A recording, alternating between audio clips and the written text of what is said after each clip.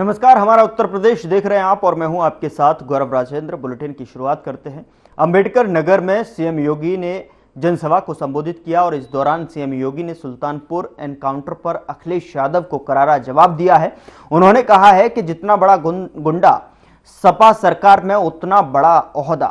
CM ने कहा कि आपसी मुठभेड़ में डकैत मारा जाता है तो सपा को बुरा लग रहा है। देखते होंगे जब उनके किसी एक माफिया शागिर्द को, किसी डकैत को जो पुलिस मुठभेड़ में मारा जाता है, जब मारा जाता है तो इनकी दुखती हुई नस पर जैसे पुलिस ने उंगली रख दी हो तब ये चिल्लाने लगते हैं। आप मुझे बताओ जो डकैत पुलिस मुठभेड़ में मारा गया, अगर वह डकैत जैसे हथियारों का प्रदर्शन करते हुए डकैती डाल रहा है, वहां ग्राहक भी बैठे हैं, ग्राहकों को खड़ा करके एक तरफ करके अगर गोली मार देता तो क्या उनकी जान को ये समाजवादी पार्टी वापस कर पाती क्या? और वो किसी भी जाति के हो सकते थे। ग्राहक वो यादव भी हो सकता था, दलित भी हो सकता था, किसी भी जाति का हो सकता था, क्योंकि किसी को बेटी की शादी करनी होती है, किसी को कोई विदाई में कोई जेवर देना होता है। जेवर की परंपरा हमारे इतिहास का एक महत्वपूर्ण कार्य का हिस्सा है, मांगलिक और एक शुभ कर्म का हिस्सा माना जाता है। और अगर जेवर खरीदने के लिए किसी शराब और किसी सुनार के घर में व्यवसायिक प्रतिष्ठान में कोई ग्राहक गया है और उस ग्राहक के साथ लूट हो, उस व्यापारी के साथ सरेआम लूट हो, डकैती डाल करके करोड़ों रुपए की डकैती डाल दी जाए, अगर डकैत हत्या करके भाग गया और पुलिस के पास सुराग नहीं मिलती तो यही लोग बोलते देखिए साहब अराजकता है। और अगर पुलिस ने पकड़ लिया, कार्रवाई कर दी और फिर मुठभेड़ में, आपसी मुठभेड़ में डकैत मारा जा रहा है तो समाजवादी पार्टी को बुरा लग रहा है, कह रहे साहब ये नहीं होना चाहिए था। उधर मुख्यमंत्री योगी आदित्यनाथ ने लखनऊ में इमारत ढहने से हुए हादसे में घायल हुए लोगों से अस्पताल पहुंचकर मुलाकात की। सीएम योगी ने घायलों से मिलकर उनका हाल जाना और उनके जल्द स्वस्थ होने की प्रार्थना की। बता दें कि इस दुखद घटना में 8 लोगों की मौत हो गई थी और 28 अन्य लोग घायल हो गए। तस्वीर आप देख सकते हैं, मुख्यमंत्री योगी आदित्यनाथ लखनऊ के अस्पताल में पहुंचे जहां पर इमारत ढहने से जो है एक हादसा हुआ था और लोगों से, अस्पताल में उन घायल लोगों से मुलाकात की और उनका हाल जाना, साथ ही साथ उनके जल्द स्वस्थ होने की प्रार्थना की। बता दें कि इस दुखद घटना में 8 लोगों की मौत हो गई थी और 28 अन्य लोग घायल हो गए थे। हाल जाना और उनके जल्द स्वस्थ होने की प्रार्थना भी की। बता दें कि इस दुखद घटना में 8 लोगों की मौत हो गई थी और 28 अन्य लोग जो है घायल हो गए थे। तो सीएम योगी आदित्यनाथ ने घायलों का हालचाल जाना, अस्पताल परिसर में पहुंचकर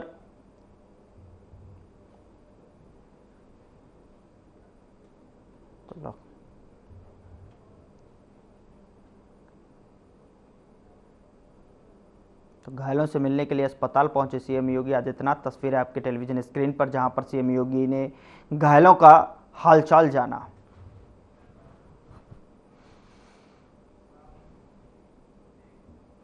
अगली खबर का रुख करते हैं। उत्तर प्रदेश के सीएम योगी आदित्यनाथ ने विश्व साक्षरता दिवस के मौके पर सभी प्रदेशवासियों को बधाई और शुभकामनाएं दी हैं। सीएम ने ट्वीट करते हुए लिखा कि साक्षरता सभ्य, सशक्त और समृद्ध समाज की आधारशिला है। आइए हम सभी विकसित एवं आत्मनिर्भर भारत के निर्माण हेतु जन जन में शिक्षा की अलख जगाने का संकल्प लें। सीएम योगी आदित्यनाथ ने बधाई देते हुए विश्व साक्षरता दिवस पर जो है ट्विटर हैंडल से, एक्स पर यहां शुभकामनाएं दी।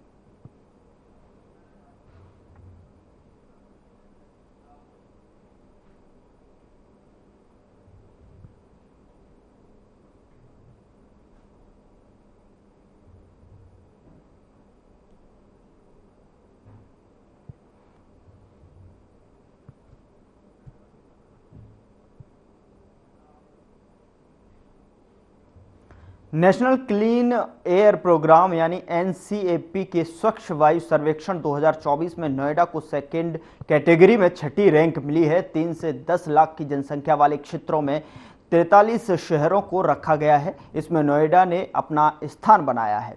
इसमें सबसे अच्छी रैंक उत्तर प्रदेश के 4 जिलों को यानी कि रायबरेली, फिरोजाबाद, झांसी और आगरा ने जो है हासिल की है।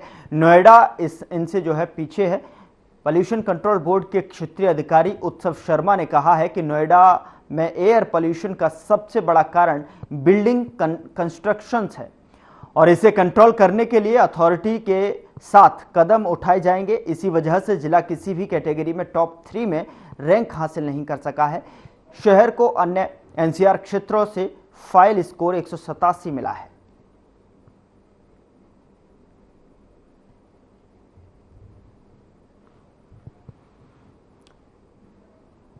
यूपी के 4 जिलों में जो है नोएडा और एनसीएपी से नोएडा को छठी रैंक हासिल हुई है,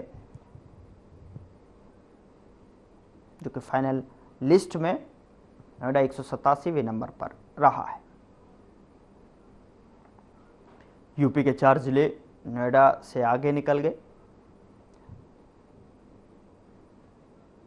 साथ ही साथ आपको बता दें कि यूपी ने हासिल की सबसे अच्छी रैंक जो है और यूपी के 4 जिले नोएडा से आगे निकले हैं।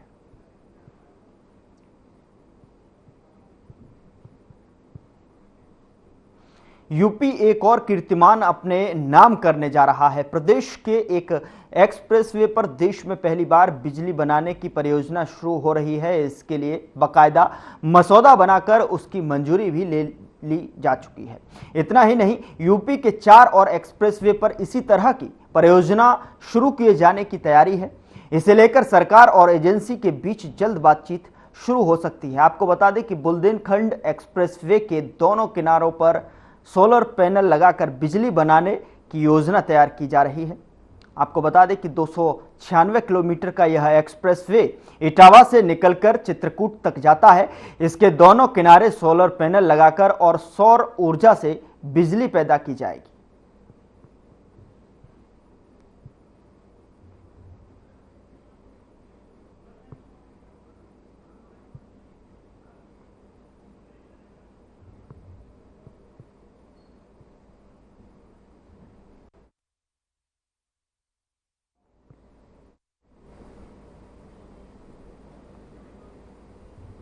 अगली खबर का रुख करते हैं। उत्तर प्रदेश में ब्रज दर्शन के लिए नई पहल की जा रही है। उत्तर प्रदेश ब्रज तीर्थ विकास परिषद ने संपूर्ण ब्रज के प्रमुख मार्ग और प्रमुख सार्वजनिक स्थानों पर 98 संकेतक बोर्ड लगाने का फैसला लिया है।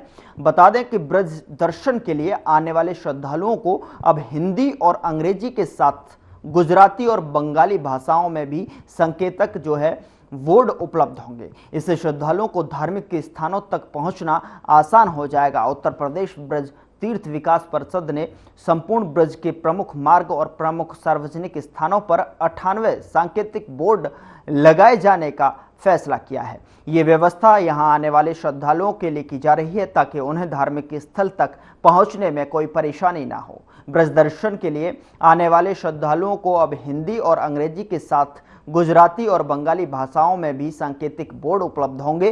तकनीकी रूप से उन्नत डिजाइन वाले बोर्डों से श्रद्धालुओं को न केवल मंदिरों की दूरी की जानकारी मिलेगी बल्कि आसानी से पहुंच भी जाएंगे।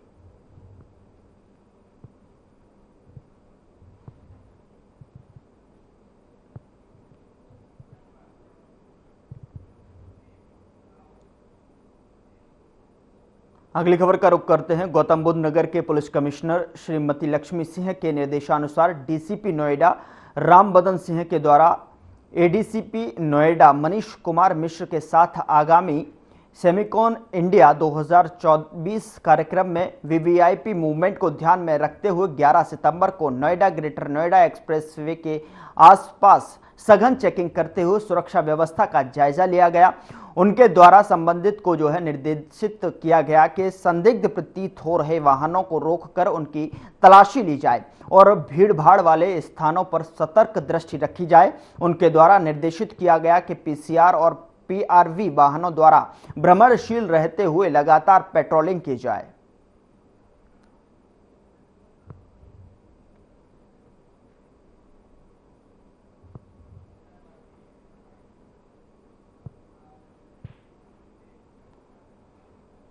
उधर अंबेडकर नगर में मुख्यमंत्री योगी आदित्यनाथ ने 1231 करोड़ की 6778 विकास परियोजनाओं का लोकार्पण और शिलान्यास किया। इस मौके पर सीएम ने युवक मंगल दल और महिला मंगल दल के सदस्यों को स्पोर्ट्स किट का वितरण भी किया। कार्यक्रम को संबोधित करते हुए सीएम योगी आदित्यनाथ ने कहा कि सभी पार्टियों ने केवल तुष्टीकरण की नीति के साथ काम किया है।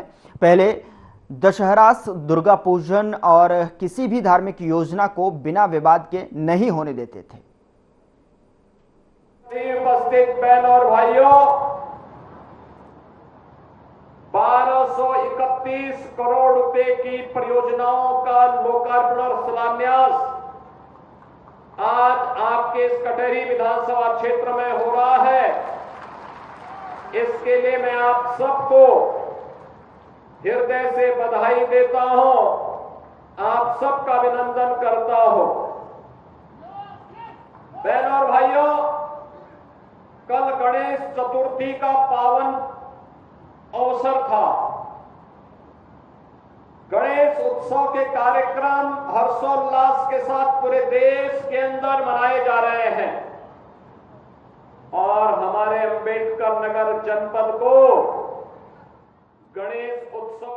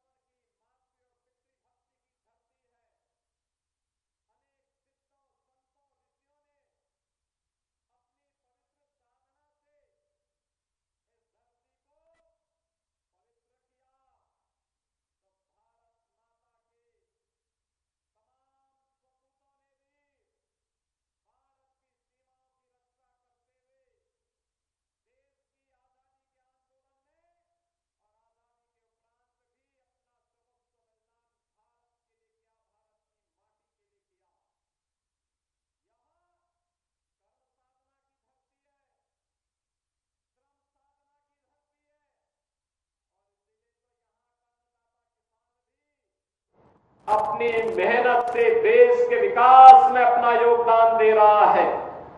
बहनों और भाइयों, ऐसी पावन धरा को कोटि कोटि नमन करते हुए आप सभी उपस्थित बहनों और भाइयों का अंबेडकर नगर वासियों को बधाई देते हुए अपनी मैं इस अवसर पर अभिनंदन करता हूं, स्वागत करता हूं। बहनों और भाइयों, ये विकास की परियोजनाएं आज जो आपको प्राप्त हो रहे हैं इतनी आसानी के साथ, आज जो सुरक्षा का वातावरण है, आज जो विकास गांव गांव तक पहुंचने के साथ जुड़ रहा है, क्या ये 2017 के पहले भी संभव था क्या?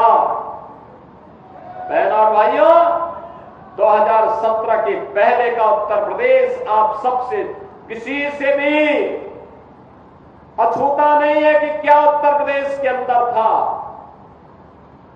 क्या उत्तर प्रदेश के अंदर होता था 2017 के पहले। यही उत्तर प्रदेश है जहां पर हर जिले में समाजवादी पार्टी और कांग्रेस के नेतृत्व में पलने वाले माफियाओं की समानांतर सरकारें चलती थी। यह अंबेडकर नगर में भी चलती थी। याद करिए,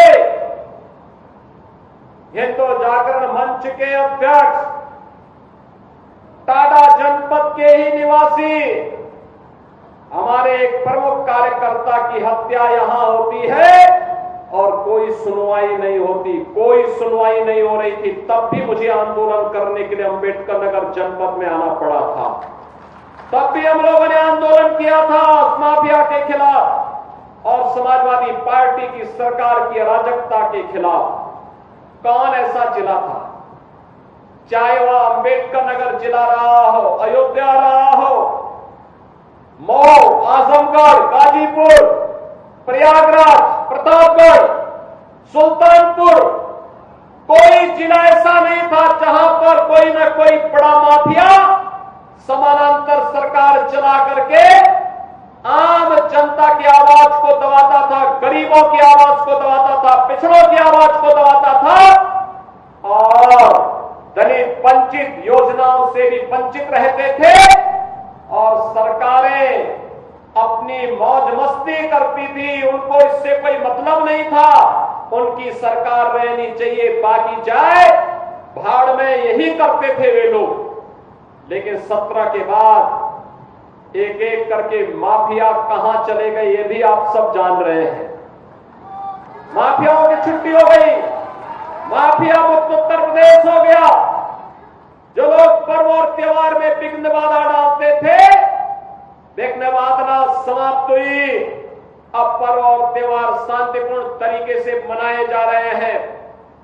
बेटी और व्यापारी की सुरक्षा पर जो खतरा पैदा करते थे वे सभी गायब हो गए और जो बचे हैं वे भी अपनी अंतिम यात्रा की तैयारी कर रहे होंगे। बहनों और भाइयों, मैं तो केवल आपसे कहने के लिए आया हूं, मैं केवल आपसे कहने के लिए आया हूं कि रात जलती हुई बेटी के साथ किस प्रकार का व्यवहार होता था और किस प्रकार के वक्तव्य आते थे उस समय के मंत्रियों के, किस प्रकार के बेशर्मी पूर्ण वक्तव्य देते थे समाजवादी पार्टी के नेता। बहनों और भाइयों, ये किसी से छुपा हुआ नहीं है और इसीलिए मैं आज आपसे कहने के लिए आया हूं, एक बेटी तो सबकी बेटी होती है। उस बेटी का सम्मान और उसकी रक्षा पूरे समाज का दायित्व बनता है। लेकिन ये समाजवादी पार्टी इसका महत्व कहां समझ पाएगी। यहां तो गुंडों की भरपूर फौज खड़ी थी, उनको लेकर के लोग चलते थे, उनको अपना शागिर्द मानते थे। जो जितना बड़ा गुंडा और माफिया होता था, समाजवादी पार्टी में उतना बड़ा ओहदा उसको दे दिया जाता था और समाजवादी पार्टी के लोग इसी में गौरव से बोलते थे कि देखिए ये गुंडा हमारा इस जिले को संभालेगा। उनको नहीं पता था कि जनता लड़ाई लेगी, एक गुंडे और माफिया एक एक करके यमलोक की यात्रा के लिए प्रस्थान कर जाएंगे और जनता जनार्दन के साथ अन्याय का हिसाब चुकता होगा। याद करिए 17 के पहले, याद करिए 17 के पहले पुलिस पहले भागती थी, पीछे पीछे गुंडे दौड़ाते थे। आज 17 के बाद उल्टा हो गया है, अब गुंडा और माफिया भाग रहा है, पुलिस उसको दौड़ा रही है और अगर उसने कहीं कोई दुस्साहस किया तो फिर वहीं पे राम नाम सत्य है यह भी तय हो जाता है। बहनों और भाइयों, सरकार चलाने के लिए जज्बा चाहिए, सरकार चलाने के लिए दिल भी चाहिए और दिमाग भी चाहिए। सत्ता वरासत में मिल सकती है, बुद्धि वरासत में नहीं मिलती है, दिमाग भी वरासत में नहीं मिलता है। ये जो लोग सत्ता को अपनी पपौती मानते थे वे लोग आज समझने लग गए हैं अब उत्तर प्रदेश में कभी उनको वापस नहीं आना है, इसलिए षड्यंत्र करने का प्रयास कर रहे हैं, अराजकता पैदा करने का प्रयास कर रहे हैं, उनका विकास। चलिए आगे बढ़ते हैं। मुंबई में मुंबई समाचार की 200 नॉट आउट को डॉक्यूमेंट्री विमोचन कार्यक्रम का आयोजन हुआ, जिसमें केंद्रीय गृह मंत्री अमित शाह ने भी शिरकत की। शाह ने इस दौरान कहा कि गुजराती दैनिक मुंबई समाचार स्वतंत्रता आंदोलन से लेकर देश के कई गौरव गाथाओं का साक्षी रहा है। शाह ने और क्या कुछ कहा, आप भी सुनिए। इस यात्रा को अपना समर्थन, आशीर्वाद और शुभकामनाएं देने के लिए आए हुए सभी प्यारे भाइयों और बहनों, मुझे जब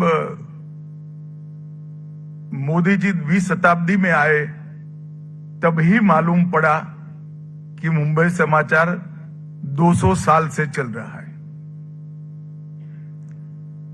और मेरे लिए भी आश्चर्य था कि गुजराती व्यक्ति को गुजरात का इतना प्रमुख समाचार पत्र 2 शताब्दी से चल रहा है इसकी जानकारी नहीं है, परंतु ये बहुत स्वाभाविक है क्योंकि 2 शताब्दी तो डायनेस्टीज भी नहीं चलती है, ये अखबार कहां से 2 शताब्दी तक चलेगा। और भाइयों बहनों, मैं सच अर्थ में आपके सामने कहना चाहता हूं, किसी भी संस्था को 2 शताब्दी तक चलाना बहुत कठिन होता है और उसमें अखबार को, और वो भी स्थानीय भाषा के अखबार को चलाना बहुत बहुत कठिन।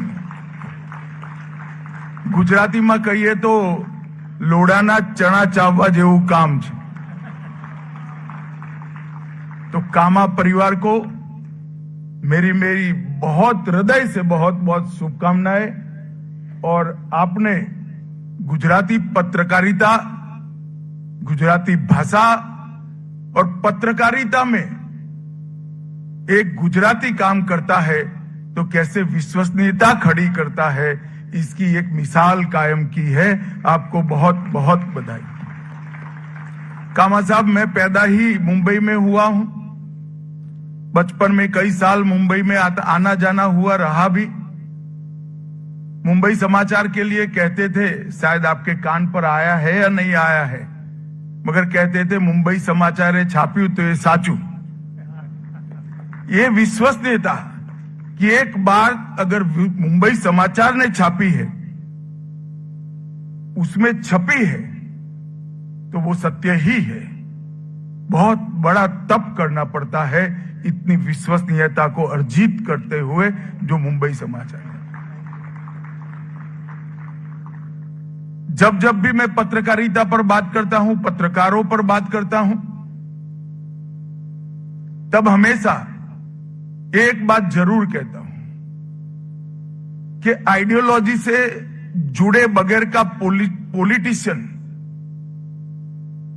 विचारधारा से जुड़े बगैर का राजनीति में काम करने वाला व्यक्ति, नेता, वो अच्छा काम नहीं कर सकता। और आइडियोलॉजी से जुड़ा हुआ अखबार अच्छा काम नहीं कर सकता। और मुंबई समाचार ने 203 साल की यात्रा में किसी भी आइडियोलॉजी के साथ जुड़े बगैर एक ही आइडियोलॉजी रखी, अपने वाचकों को वफादार रहना, सत्य उन तक पहुंचाना। और इसी का नतीजा है कि आज तीसरी शताब्दी के भी 3 साल आप पार करके आगे बढ़ चुके हैं। मेरी बहुत बहुत शुभकामनाएं हैं। आज मैं लाल बाग के राजा के दर्शन करने के लिए मुंबई आया हूं। विगत 14 सालों से कोरोना का 1 साल छोड़कर मैं हर बार आता हूं।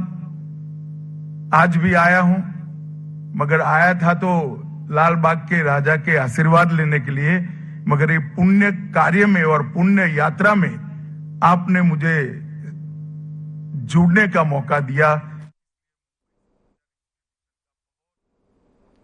बुलेटिन में मेरे साथ इतना ही, पर अब वक्त हो चला है डॉक्टर राकेश गुप्ता के साथ हमारे खास कार्यक्रम प्लस माइनस का।